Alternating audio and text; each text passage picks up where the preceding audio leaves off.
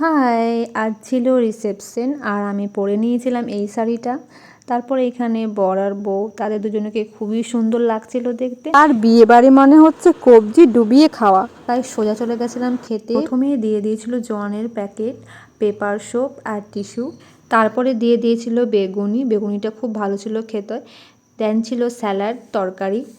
তারপর দিয়ে দিল ফ্রাইড রাইস, মটন কষা। আর সঙ্গে ছিল চাটনি, মিষ্টি, এগুলো তো কম্পালসারি, পাঁপড়। আর রিসেপশনের দিনেই আমাদের রাত্রেবেলা ট্রেন ছিল গৌড় এক্সপ্রেস। তো আমরা এখানে রেডি হয়ে পড়েছি আর সবাইকে টাটা বাই বাই করতে এসেছি। আর এদিকে হয় মেয়ে বিদায়ের কান্না হয়, আর এখানে হচ্ছে এখন ছেলে বিদায়ের কান্না, মানে ভাইয়ে ভাইয়ে কান্না, যেহেতু চলে যাচ্ছি আমরা। তাই সবার একটু মনও খারাপ, এতদিন ছিলাম একসঙ্গে, আড্ডা হয়ে হুল্লো সব কিছুই। তারপরে সবাইকে বিদায় জানিয়ে আমরা অটো ধরে নিয়েছিলাম আর এখান থেকে আমরা যাবো এখন স্টেশনে। তো চলেও এসেছি ফারাক্কা স্টেশনে। আমাদের ট্রেন আছে রাত্রি 11টায়।